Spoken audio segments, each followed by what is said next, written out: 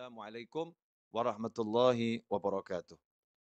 Sahabatku, saudara-saudaraku, kaum muslimin dan muslimat dimanapun antum berada, Alhamdulillah kita bisa bertatap muka dalam keadaan sehat walafiat. Mudah-mudahan kesehatan lahiriah ini juga ditopang kesehatan batiniah, sehingga kita betul-betul sehat dalam arti yang sebenarnya di dunia sampai nanti ke jannah. Amin, Allahumma amin. Nah, menjadi manusia yang tenang. Pertanyaannya, kalau nggak jadi manusia yang tenang, mau jadi manusia yang seperti apa? Manusia yang kemerungsung kalau bahasa Jawa. Kemerungsung itu dalam bahasa Arabnya al-ajalah. Al-ajalah itu bukan tergesa-gesa. Walaupun salah satu arti al-ajalah adalah ketergesa-gesaan. Ketergesa-gesaan itu hanya salah satu wujud karena orang tidak tenang. Maka dikatakan dalam sebuah riwayat, "Ata'anni minallah wal ajalah minasyaitan." Atau kama qala sallallahu. Bersikap tenang itu adalah berasal dari Allah, wal ajalah dan bersikap tidak tenang, lawannya ata'anni tadi, bersikap tidak tenang adalah dari setan. Karena itu kalau kita pengen jadi manusia yang hidupnya itu selalu dalam naungan Allah Ta'ala, pertolongan Allah Ta'ala, rahmatnya Allah Ta'ala, maka kita harus bisa menjadi manusia yang tenang. Nah, caranya bagaimana? Ini yang akan kita bahas bersama. Insya Allah, doakan saya dikasih ilmu yang manfaat, sehingga antum bisa mendengarkan, dapat ilmu yang manfaat, dan manfaatnya berkelanjutan sampai ke jannah. Amin. Allahumma amin. Walaupun pertemuan kita sesaat, pertemuannya agak lama, mudah-mudahan manfaatnya selama-lamanya. Amin. Kenapa kita jadi tidak tenang? Jawabannya adalah karena kita merasa terancam. Terancam jabatannya, jadi nggak tenang. Terancam batas waktu pengerjaan tugasnya, jadi nggak tenang. Terancam batas waktu membayar hutang. Sudah tiba waktunya, duitnya belum ada, jadi nggak tenang. Ya, semua keterancaman itu membuat kita jadi nggak tenang. Kenapa kita jadi nggak tenang ketika terancam? Karena kita bergantung pada sandaran yang tidak boleh dijadikan sandaran. Jadi kita menggantungkan harapan kepada sandaran-sandaran yang tidak boleh dijadikan sandaran. Di mana Allah telah mewahyukan di dalam surat Al-Ikhlas, "Qul huwallahu ahad, Allahus samad." Katakanlah, hanya Allah yang Maha Esa. Kalau bahasa lugasnya, yang ada itu cuma Allah, yang lain nggak ada. Yang ada cuma Allah, yang lain nggak ada.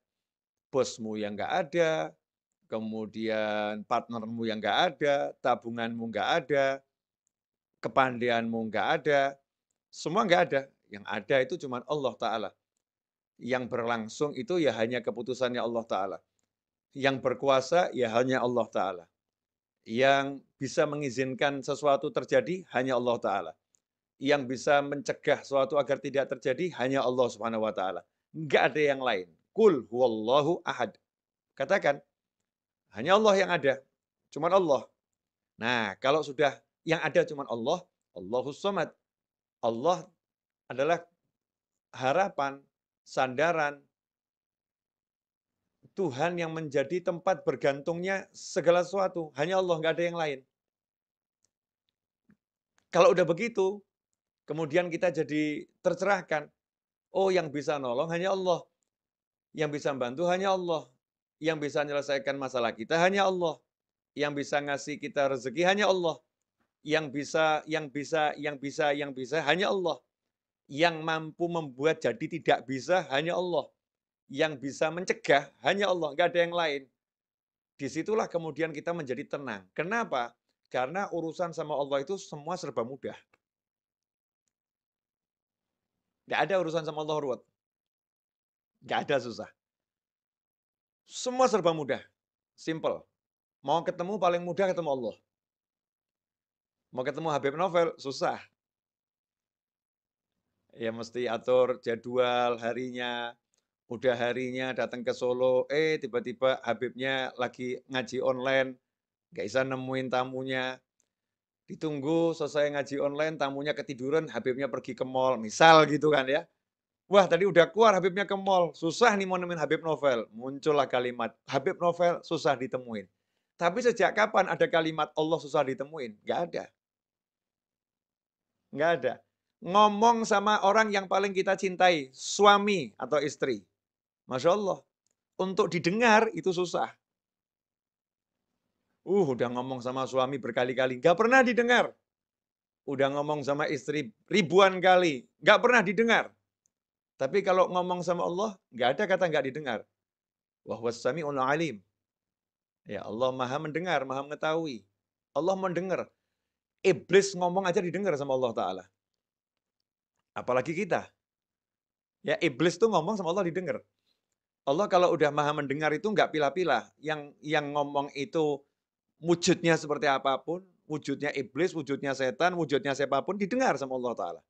Nggak dipilah-pilah. Allah maha mendengar. Jadi kalau hubungan sama Allah serba mudah. Diperhatikan nggak sama Allah? Allah maha melihat. Kira-kira Allah tahu perasaan saya nggak? Allah Al-Khabir. Ya.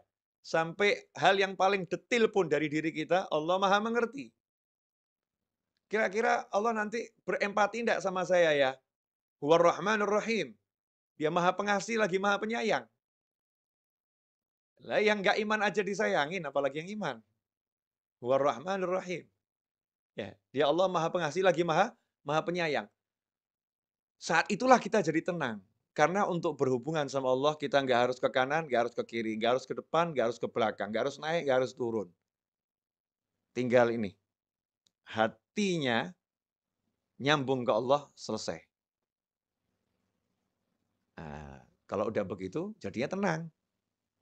Nggak punya duit, mau bayar hutang. Ini contoh kasus ya. Karena saya banyak yang WA saya gitu, Beb, mau bayar hutang nggak punya duit, gimana ini? Jawaban saya dibayar. Habib ini aneh bener nih, nggak punya duit kok suruh bayar. Iya dibayar. Bayar hutang ini kan ada prosesnya. Proses nomor satu, jangan pernah percaya sama siapapun yang mengatakan kamu mampu bayar hutang. Enggak. Katakanlah kepada siapapun, saya tidak mampu membayar hutang saya. Yang mampu bayar hutang saya hanya Allah Ta'ala, tapi saya akan bayar hutang saya. Tugas saya adalah berniat membayar hutang. Yang nanti membuat saya mampu bayar hanya Allah, enggak ada yang lain. Jangan pernah percaya tabunganmu mampu untuk bayar hutangmu. Wah, itu nanti langsung diuji. Tabungannya tiba-tiba habis. Anaknya sakit, habis tabungannya. Selesai. Naudzubillah min dzalik. Jangan sombong. Wah, saya punya tabungan banyak, saya punya aset banyak. Sombong amat kamu. Nah, Tuhanmu, asetmu, tabunganmu. Sebentar dihancurkan sama Allah Ta'ala. Galaunya luar biasa. Jangan pernah mengandalkan siapapun dan apapun. Saya punya Allah, Allah akan lunaskan hutang saya. Saya berniat bayar hutang. Nomor satu itu. Ya. Kemudian nomor dua bagaimana? Minta. Jangan sombong. Yang penting usaha dulu. Salah kamu.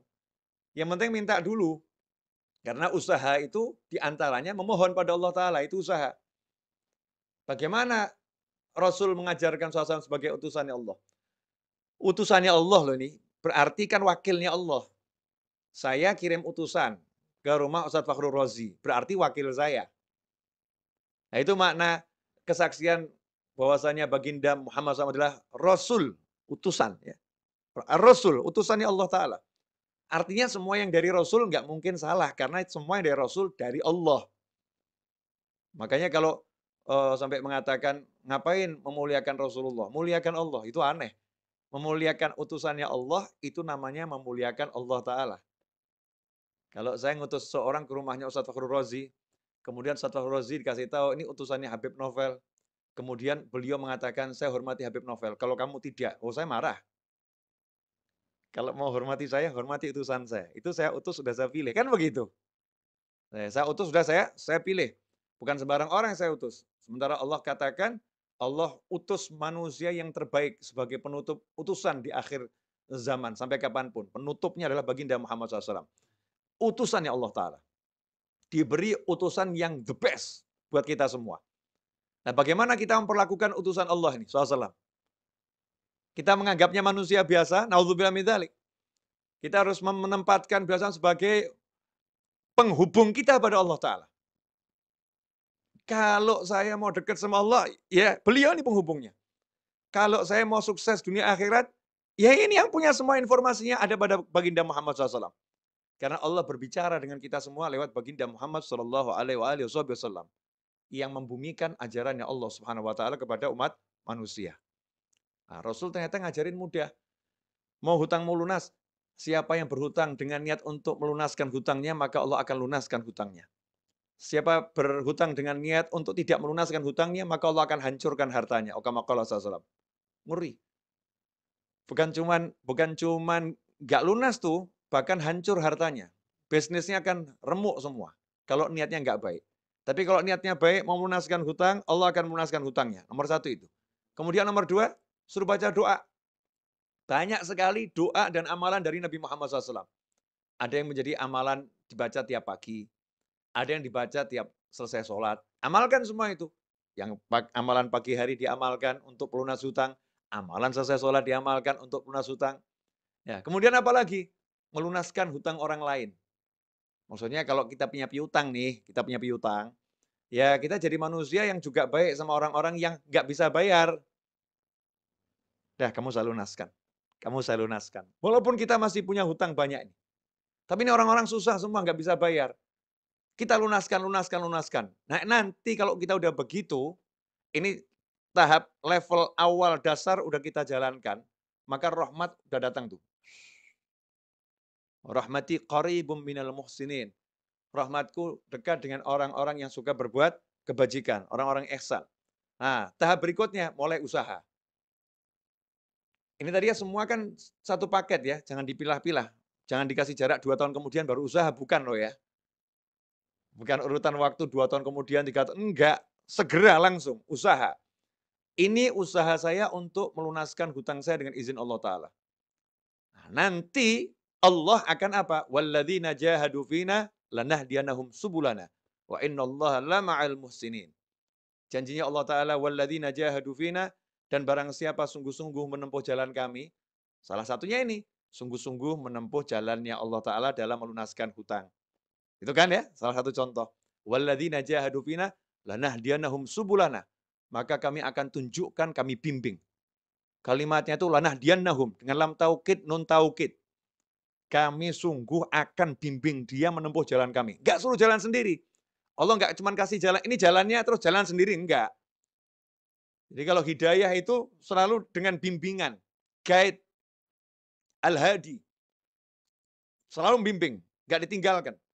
Dibimbing untuk menempuh bukan satu jalan, jalan-jalannya Allah Ta'ala. Sehingga orang yang sudah menerapkan syariatnya Nabi Muhammad SAW tidak akan pernah kehilangan ide, tidak akan pernah kehabisan cara, tidak akan pernah kehabisan jalan, karena Allah bukan bimbing dia satu jalan, Allah akan bukakan miliaran jalan. Nih, nih, nih, nih, nih. Nah kalau begitu ya tenang saja. Lawang dikasih tahu sama Allah solusinya segitu banyak kok. Masa nggak tenang? Bleng, bleng. Nah yang ada kan sekarang gimana? Pusing, mata gelap, nggak ada solusi. Gimana ini? Mentok, taunya cuma satu jalan. Jalannya apa? Cari duit. Lupa sama yang ngasih duit. Yaitu Allah Subhanahu wa Ta'ala. Nah ini tenang ini kalau kita mau kembali pada Allah Subhanahu wa Ta'ala. Kalau kita nggak mau kembali sama Allah, nggak bakal tenang. Apapun yang kita andalkan akan buat kita susah.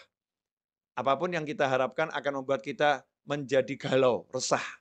Tapi kalau kita kembali pada Allah Ta'ala, bersandar sama Allah Ta'ala, maka selesai masalah. Contoh, ini contoh bersandar sama Allah. Kita masih ingat betul dalam hadis disebutkan, ada 3 orang berteduh di dalam sebuah gua. Ya, sebuah gua di sebuah bukit. Saat berteduh, tiba-tiba ada batu yang jatuh dari atas gunung itu, menutup persis di mulut gua. Tanpa celah. Ketiga orang di dalamnya tidak bisa keluar. Batunya besar. Ya, naluri manusia berusaha menggeser batu. 3 lelaki perkasa menggeser batu yang besar. Gotong royong bertiga itu dorong, batunya nggak gerak, orangnya yang terpental. Duh, wah, orangnya yang gerak, batunya enggak. Kenapa seperti itu? Karena batunya terlampau besar. Apa yang dilakukan? Apakah bersandar pada kekuatannya? Apakah bersandar pada tenaganya? Itu yang menyelesaikan masalah? Apa kemudian berharap ada orang nanti yang bawa traktor, buka nyingkirin batunya, itu menyelesaikan masalah? Enggak. Yang diajarkan oleh Nabi Muhammad SAW saat itu adalah langsung kembali kepada Allah Ta'ala. Udah jangan mikir manusia lagi, udah kayak gitu kok mikir manusia. Ya siapa tahu ya nanti ada manusia di luar nolong saya, siapa tahu ada, siapa tahu ada, siapa tahu ada. Ya yang pasti ada kan Allah, kalau yang lain kan nggak ada. Lah ngapain mikirin yang nggak ada, yang ada nggak dipikirin? Kan bodohnya kita luar biasa. Nah, kan Allah ada, selalu ada. La ilaha illallah Muhammadur Rasulullah SAW. Maka saat itulah yang satu mulai ngomong. Ini hadisnya kan panjang tuh ya. Saya ambil poin singkatnya saja. Ya Allah, saya pernah ya mencintai seorang wanita. Cinta luar biasa. Dia saya ajak zina. Selalu menolak. Suatu ketika akhirnya dia butuh duit, dia mau. Nah, ketika dia sudah mau saya ajak zina, uang udah saya serahkan karena dia butuh duit tadi untuk kepentingan keluarganya yang mendesak. Tapi dia ini orang yang baik, terus dia bilang sama saya gitu. Takutlah sama Allah. Akhirnya saya tinggalkan dia, uangnya nggak saya ambil, dia saya tinggalkan karena saya takut sama kamu ya Allah. Kalau ini ikhlas karena kamu ya Allah, tolong ya beri kami jalan keluar dari masalah ini. Yang terjadi apa? Batu yang gede bergeser tanpa ada yang geser. Cuman belum cukup. Karena Allah ingin mengajarkan kepada yang lain. Ini kan masalah berjamaah. Masa yang dikasih solusi cuma satu orang, yang lain enggak. Maka yang lain disuruh juga, ayo kalian gimana? Yang satu, saya ini sama ibu saya, ya cerita yang cukup cukup populer nih hadis ini. Yang satu saya sama karyawan saya. Akhirnya berkat tiga-tiga ini minta tolong sama Allah dengan ya tawassul pada amalan yang dipersembahkan untuk Allah Ta'ala. Hasilnya apa? Tergeser batu itu, selesai. Jadi sebetulnya mudah ya nyelesain masalah itu. Ngerayu Allah. Ya, suruh ngerayu Allah aja kok nggak bisa ngerayu suaminya, Masya Allah. Sampai nangis-nangis. Ya, nangis. Ngerayu suaminya. Nggak dikasih. Tolong yang beliin handphone yang. Udah nangis nggak dikasih. Sakit itu. Ngerayu istrinya. Ayo yang pindah rumah gitu ya. Di rumah orang tua saya, ikut orang tua saya. Suaminya yang ngerayu istrinya. Sampai nangis. Istrinya tambah marah-marah. Pinter ngerayunya. Gagal juga. Ya sakit hati. Nah ini kalau kita merayu Allah Subhanahu wa Ta'ala, Masya Allah, merayu Allah itu mudah. Allah itu dirayu dengan oleh hambanya itu senang gitu. Karena Allah maha mencintai. Ya Allah maha mencintai. Jika kalau ada yang merayu Allah, Allah senang. Ya tinggal kita bermanja-manja sama Allah Subhanahu wa Ta'ala. Ya Allah, wah cari duit susah ya Allah. Ini kata orang-orang cari duit susah ya Allah. Tapi kalau carinya dari kamu nggak pernah susah kan ya Allah. Ya, please ya Allah, ini saya lagi mau jualan barang nih ya Allah. Cuman hasilnya nggak banyak ya Allah. Saya mau jualan kamera, hasilnya paling 8 juta ya Allah. Cuman saya minta rezekinya 1 miliar ya Allah. Malaikat ketahuan, ini manusia yang pinter ini. Yang lain ngomong sama dia, ini orang ngelamun. Jual barang 8 juta kok minta rezeki 1 miliar. Ini orang ngelamun ini. Ini kata manusia yang ngelamun. Malaikat bilang, ini orang pinter ini. Karena dia mintanya sama Allah, bukan sama kamera yang mau dia jual. Dia mintanya sama Allah Subhanahu wa Ta'ala. Subhanallah. Tiba-tiba kameranya nggak laku, duitnya datang banyak. Dus, dus, dus. Ya, tiba-tiba.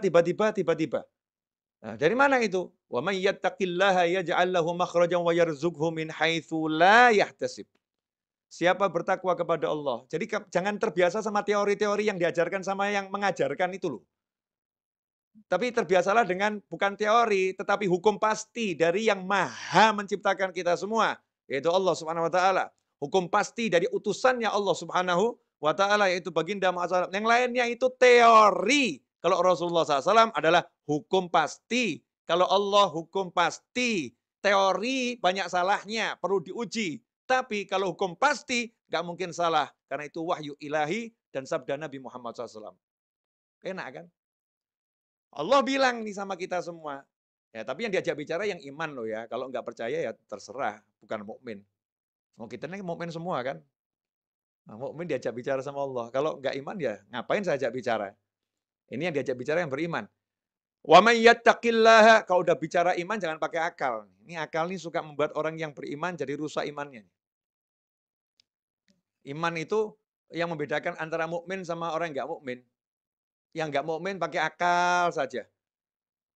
Tapi kalau yang mukmin nggak butuh akal dia. Aku percaya sama Allah kok. Nah, gimana? Ya urusannya Allah. Aku percaya sama Allah, selesai. Itu mukmin. Walaupun orang yang beriman akalnya dipakai untuk menambah keimanannya. Ya, untuk memperkuat keimanannya, untuk menyampaikan kepada orang lain agar bisa menjadi beriman pula. Tetapi ketika dia beriman, dia nggak butuh akal gitu. Dia cukup membutuhkan hatinya yang meyakini Allah Subhanahu wa taala. Subhanallah. Wa may yattaqillaha. Allah yang bilang nih, dan barang siapa yang bertakwa kepada Allah. Takwa itu gampang kok. Saya bilang takwa itu susah. Walaupun kita kan takwanya masih ya begini begitu, tapi takwa itu gampang. Simple. Yang diperintah jalankan, yang dilarang tinggalkan. Selesai toh? Kayak gini loh, kayak gini. Wah, zaman sekarang ini mau ke mall aja susah nih. Mesti punya aplikasi Peduli Lindungi. Mesti harus sudah divaksin. Mau ke mall aja susah. Nggak susah toh ya? Ya jalankan saja peraturannya.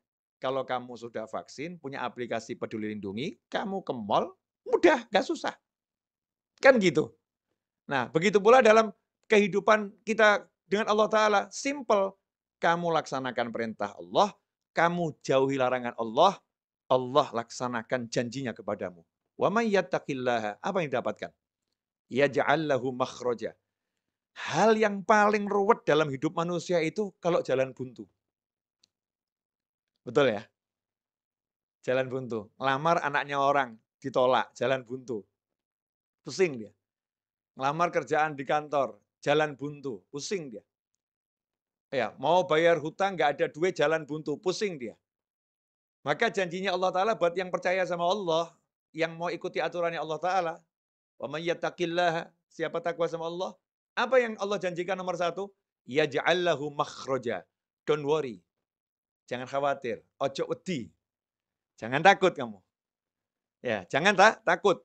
Kenapa? Yaj'al lahu makhraja. Dia Allah akan selalu.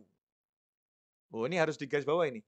Dia Allah akan selalu yaj'allahu, memberikan kepada dia yang bertakwa pada Allah Ta'ala makhraja, jalan keluar. Batu nutupin segede apapun, orangnya bertakwa, Allah kasih jalan keluar. Kehidupan dunia sengeri apapun, orangnya bertakwa, Allah kasih jalan keluar. Makanya buat orang yang bertakwa, tenang. Yang lain heboh, ini gimana, ini bagaimana. Tenang dia. Nanti saya akan diberi solusi sama Allah. Nanti saya akan diberi solusi sama Allah. Yang lain nanya, lah solusinya bagaimana? Solusinya apa? Ya kan nanti Allah yang kasih. Ngapain saya pikir sekarang? Yang ngasih Allah kok saya yang mikir. Tuh, seperti Nabi Musa alaihissalam. Nabi Musa sama Bani Israel ketemu lautan yang luas. Umatnya bingung waktu itu. Gimana depan lautan, belakang Fir'aun ngejar. Nabi Musa santai. Ya. Kalla inna ma'ya rabbi sayahdin. Kalla. Sungguh nggak mungkin kita celaka. Inna ma'ya rabbi. Allah bersamaku. Sayahdin. Nanti dia Allah akan beri saya petunjuk. Nanti dia Allah akan beri saya petunjuk. Hasilnya apa? Dikasih sama Allah solusi. Jalan keluar. Jalan keluarnya bagaimana prosesnya? Simple. Nggak ribet. Nggak cari pasukan. Nggak cari relawan, nggak cari tambahan manusia untuk bantu perjuangan, nggak cari A sampai Z, ya memakai yang sudah ada di tangan. Yang ada di tangan Nabi Musa AS, nggak jauh-jauh loh. Ya udah tongkatmu pukulkan ke laut. Solusi yang nggak masuk akal manusia. Dek. Laut terbelah, Nabi Musa dan pengikutnya selamat, Fir'aun tenggelam dan binasa. Diabadikan sampai akhir zaman dan sepanjang masa. Selesai masalah. Ya ja'allahu makhraja. Selalu diberi solusi oleh Allah Ta'ala. Selalu diberi jalan keluar oleh Allah Ta'ala. Gak cukup itu. Plus, wa yarzuqhu min haitsu la yahtasib. Dan Allah akan selalu beri dia rezeki yang gak pernah bisa diperhitungkan oleh dia ataupun yang lain. La yahtasib. Jadi orang yang dekat sama orang bertakwa ini kalau kalkulasi rezekinya pasti pusing. Udah lah, tidak mungkin ketemu. Mau pakai jurus model apapun. Kok bisa ya? Kok bisa? Nanti kok bisa? Gitu. Karena Allah suka ngasih surprise sama hambanya yang bertakwa. Surprise.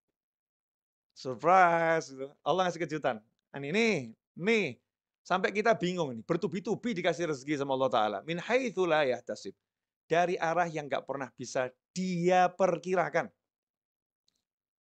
Dia sehebat apapun punya ilmu apa tuh Mas Eto kalau untuk memprediksi namanya apa itu? Kita kalau misalnya punya data apa itu nah, istilahnya itu. Seperti Google tuh punya kalau Google bisa bagus itu karena punya bukan AI Mas Eto. Namanya ilmunya kalau di matematika itu. Saya sudah nggak sekolah soalnya. Apa nih Mas Eto atau ini siapa pemirsa yang tahu nih? Ya, coba ditulis di chat. Apa namanya itu? Statistik. Ya, ketemu. Nanya sama kalian nggak dijawab, udah nanya sama langit. Statistik. Gitu. Ilmu statistik.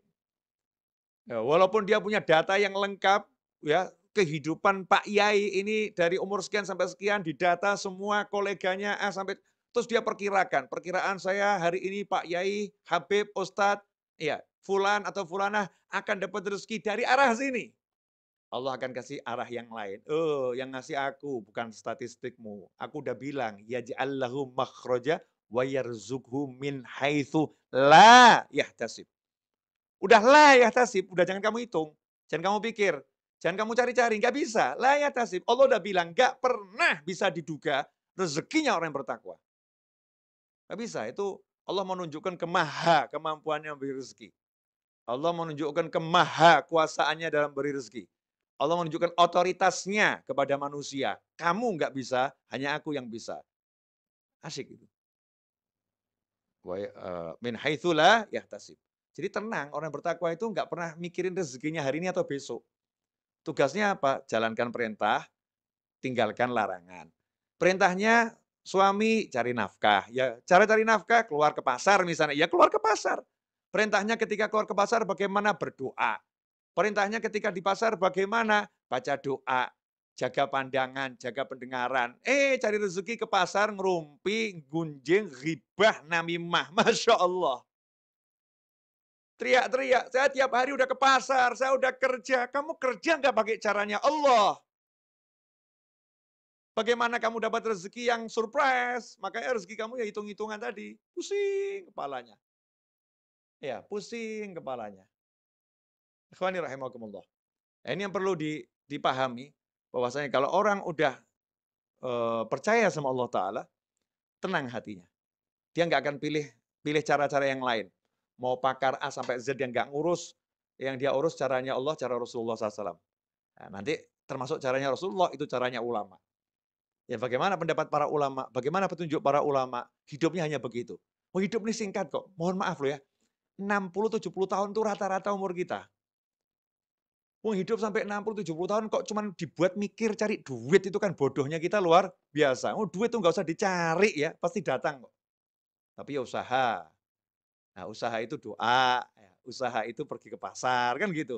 Tapi jangan mikir cari duit, jangan. Habis energi. Ya, sayang. Mikir cari solusi. Nah ini juga kebodohan kita. Solusi kok dipikir. Solusi itu diberi. Yang beri siapa? Ya ja'allahu makhraja, yang beri Allah, yang ngasih masalah Allah, yang beri solusi Allah. Selesai. Loh, cara mintanya sama Allah bagaimana? Ya, cara mintanya takwa, gampang. Jalankan perintah, jauhi larangan. Selesai. Ini sekarang sukanya yang aneh-aneh, suka hidup ruwet, mumet, pusing, ya, pakai cara-cara yang nggak benar, cara yang nggak beres, cara yang benar, yang beres nggak dijalankan, yang nggak beres apa namanya, dijalankan, yang beres nggak dijalankan. Ini menyebabkan kita hidup dalam ketidaktenangan. Maka untuk menjadi manusia yang tenang, kita harus betul-betul qul huwallahu ahad, Allahus somad.